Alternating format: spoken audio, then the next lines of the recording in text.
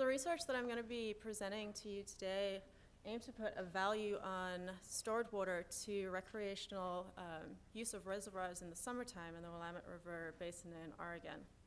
And this work formed part of a larger investigation that was looking at how reservoir management might be adapted in a changing climate as well as towards changing social needs. A central characteristic of many large river basins within the Pacific Northwest is a temporal disjuncture between the supply of and the demand for water. The diagram is showing a conceptual hydrograph. In this case, this is for stream flows draining the Western Cascades in Oregon. And what you can see is that precipitation and stream flows are super abundant during the winter, which results in a risk of flooding downstream, but deficit during the summer when demands for stream flows are often highest for uses such as reservoir recreation, among others.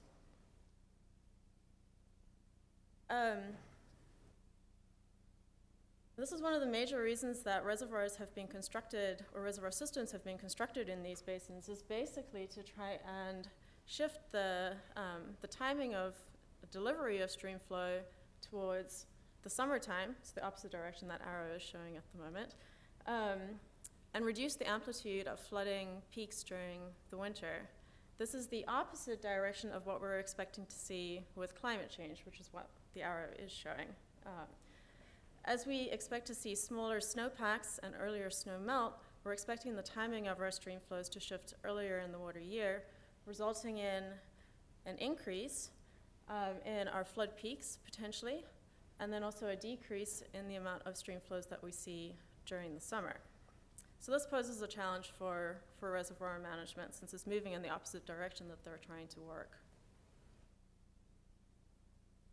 So one strategy that might be expected to deal with this change in the timing of stream flows is to try and fill those reservoirs earlier within the water year. So this diagram is showing a rule curve, and a rule curve is basically an operations curve for a reservoir that gives the target elevation that you're trying to achieve for the water level in the reservoir throughout the water year. So the solid yellow line might represent how a rule curve might look at the moment. During the winter flooding season, the reservoirs are kept empty, so there is as much storage capacity as possible in order to capture floods and then release that flood's peak slowly downstream so as to mitigate the potential for downstream flood damages. As you move towards the spring, the end of the flood season, the reservoir begins to fill because you have less time left until you get to the summer when you would like to have a full reservoir. So you have less time left to fill those reservoirs, and the hydrology in this region is that the stream flows are declining over time as well. And so if you shift the filling of those reservoirs early in the year, as depicted by the dotted line, you would certainly reduce your risk that you would not end up with a full reservoir. So you would reduce expected costs from having a deficit in storage once you reach the summertime. But there is a trade-off for that, which is if you have increased the reservoir level earlier in the water year, you have less capacity left to capture floods, and so you increase the risk that you would have greater flooding downstream at that time. And the reservoir trade-offs don't end just with deciding how soon and how fast to fill the reservoirs, trading off the flooding versus the storage benefits. Once you've reached a full pool, or whatever maximum fill level you achieve in a given year for these reservoirs, you then have to decide how to use that stored water. Do you keep it in the reservoir to use for purposes such as recreation? For recreation, you're aiming to have as full of a reservoir as possible. Or do you release that water for other purposes downstream, such as stream ecology, water for irrigated agriculture, hydropower, and then municipal uses as well? So there's a second tug of war going on with what to do with that stored water.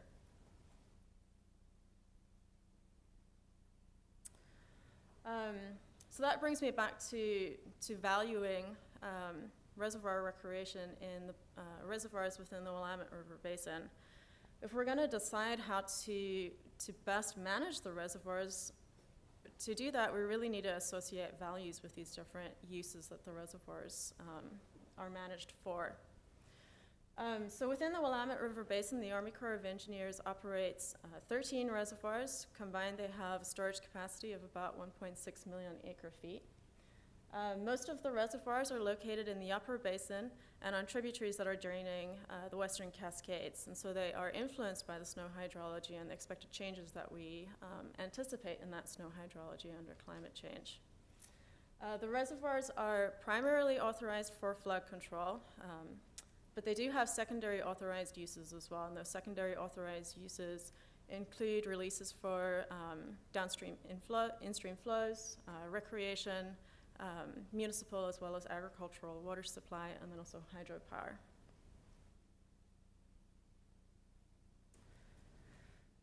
So in order to try and get at a value for the water stored in reservoirs towards recreation, so to look at that particular value, we try to see whether there was a response in reservoir visitation during the summer, so the summer months of June, July, and August, which is when the Army Corps of Engineers aims to try and keep the reservoirs as full as possible for recreational purposes.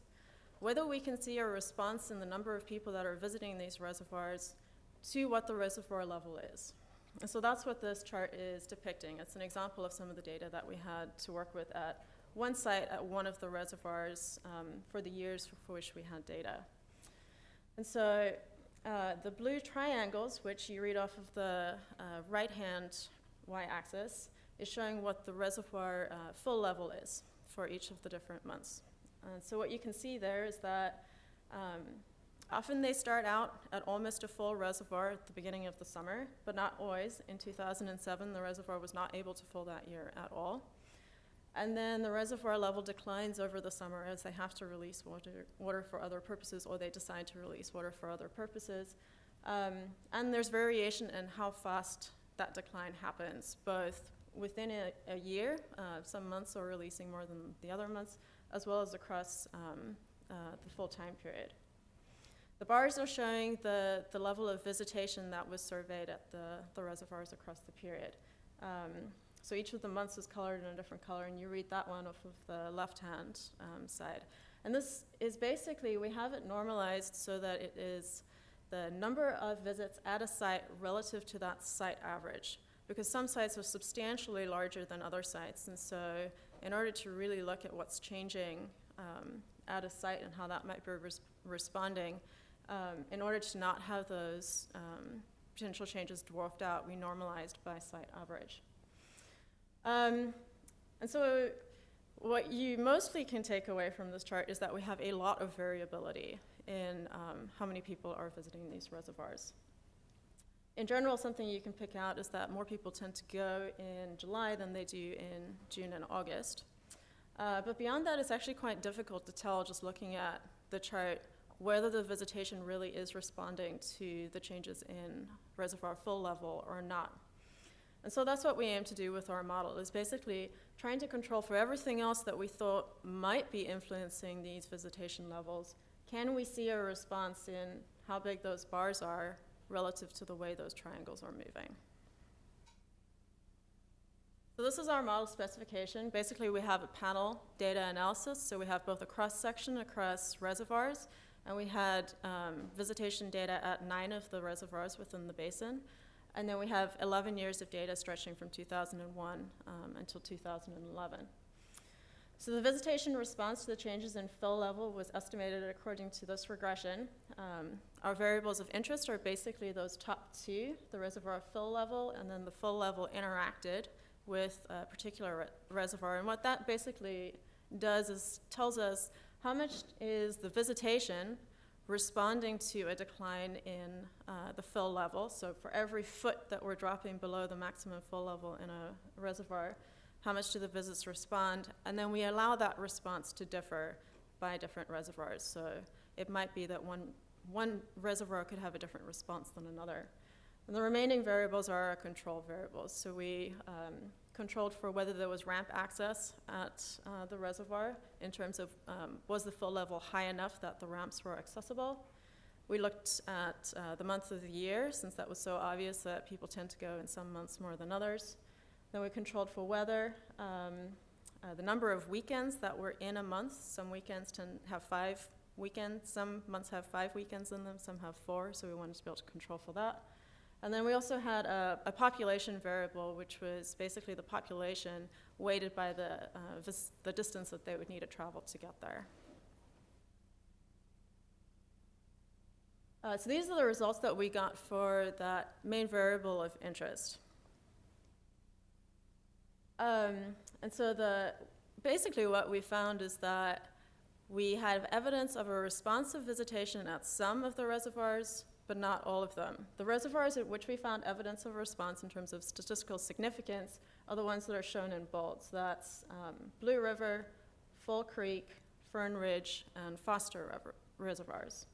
And I'll address the elephant in the room first, which is the coefficient on the Blue River reservoir, which is positive. It's small, but it's positive. It's basically saying that at Blue River, for every foot below the maximum flow level that you drop, you're gaining 0.3% visitation, which is the opposite direction that we were expecting. And we think that this is an anomaly that's driven simply by the fact that in the very first year, in 2001, for which we have data, the Blue River Reservoir was below, the level of the water was below the ramp access the entire summer. But the visitation went up in each month that year, even though the reservoir was still dropping even further below the ramp axis. When we remove the ramp axis variable from the regression, for Blue River, that coefficient becomes insignificant. And so we think that that is simply driven by that. So barring that result, what we find is that the response in visitation to a foot decline below maximum fill level for the reservoirs ranges from about 1% to about 2% of loss per foot. For the control variables, we got the results that we were expecting. So if you lose ramp access, you get a substantial decline in visitation, about 26.7% for a loss of ramp access. As anticipated, we see that July has significantly more visitors than June. August has more than June as well, but less than July. Precipitation did matter during the summer. If it was raining, people were less likely to go. Temperature and the number of weekends didn't come in significant. And then the population gravity variable had the expected sign as well, which is if the population within the vicinity of a reservoir is increasing, we see some more visitation over time. So to get to the next point, which is where we really want to get to, is trying to put a value on the water within the reservoirs for recreation. We need to take those numbers indicating how much people respond to the drops and then apply basically what's known as a willingness to pay measure within the economics literature, which says how much would a person be willing to pay for a visit to a reservoir. And so we take that number from the literature, which for this area, it's about $50 per day is the estimate of willingness to pay for a day of reservoir recreation. And so the equation in the middle gives how we got to our final numbers, which basically says you take the change in visitation per foot drop in the water level within the reservoir, and we multiply that by the average number of visitors that you expect to see at the reservoir in a month. So that gives you the number of visitors that are no longer going because you had a decline in the reservoir level. You apply the willingness to pay to that, and so you get a dollars number, and then you divide that by how much volume within the reservoir is lost for the number of feet that it is below. And so that gives you a dollars per acre foot for the value. There are two major sources of uncertainty that we're dealing with this, which is that we have a relatively short time horizon for the model. We only have 10 years. And so we don't quite have the variability within the reservoir levels that we would like to see to give us more confidence in our coefficients that we're estimating. The other big uncertainty is the proportion of visitation that's actually captured by the Army Corps of Engineers data, which is what we're using to estimate the average number of visits per month. We're using their data, but we know that they are quite likely underestimates, but we're not quite sure to what extent. And so our numbers are quite potentially underestimates of the value as well if more people are actually going. So what we estimated For putting Blue River aside, for the reservoirs at which we found evidence of a response, that response value ranged from about $10 per acre foot at Full Creek to $77 per acre foot at Foster. To put that into context, the estimated value to irrigated agriculture within the basin is about $17. So I'm almost out of time. There are a couple of implications here. One is that when releases need to be made downstream from the reservoirs, it should definitely be prioritized from different reservoirs where that release comes from in order to draw from the lowest value for recreation. The Army Corps are doing that already. The second is that in a lot of cases, apart from the only reservoir we found that had a higher value than irrigated agriculture was Foster. But releases downstream are not just benefiting irrigated agriculture. They can also be used for multiple purposes that are not necessarily in conflict. And so these are certainly kind of on the low side. I think that's all I have time for. Thank you very much for your time. Any questions? Questions, and I'll start with one. How sensitive are those estimated values to the willingness to pay factor if it was half that or twice the $50 you used? I haven't actually run through that calculation, so I'm not quite sure.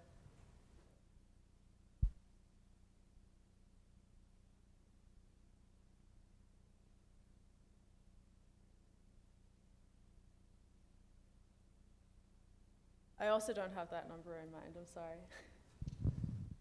You might know the answer to this question. I have a microphone, so if someone else was going, I'm going. This might be the poor graduate student question, but who are these people that are willing to pay $50 a day? Is that what you said, 50, 50? $50 a day. The estimate comes from Loomis 2005. And it's estimated for the Pacific Northwest and specific to reservoir recreation. Are they large reservoirs like motorboat, water ski, kind of? Okay. Yeah, so all of these are fairly large reservoirs in which you would expect to see water skiing. These kind of methods to get at willingness to pay are very well documented within the literature. And they're estimated based on things like how far is someone willing to drive and what's the gas price associated with that and that kind of thing.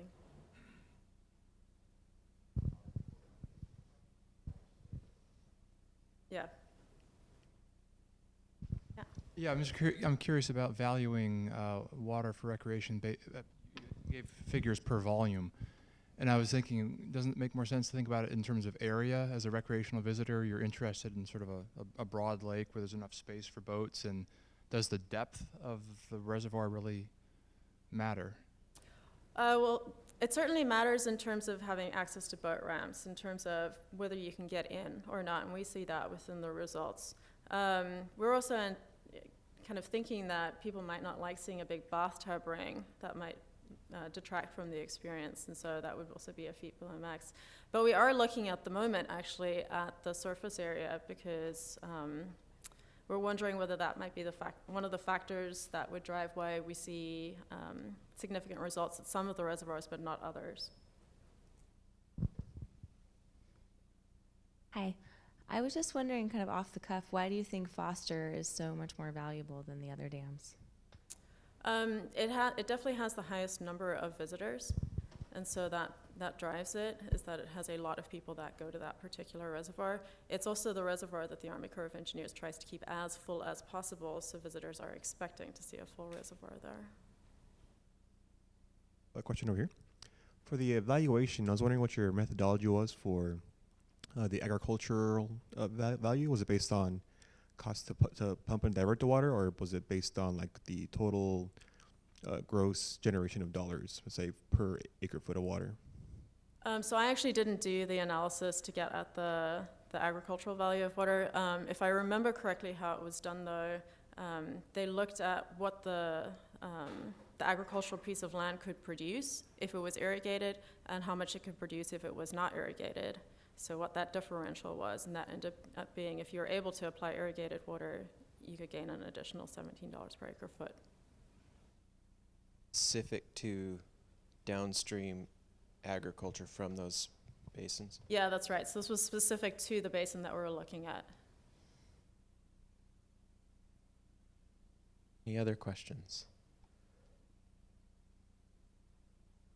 Okay, thank you, Kathleen. Thank you.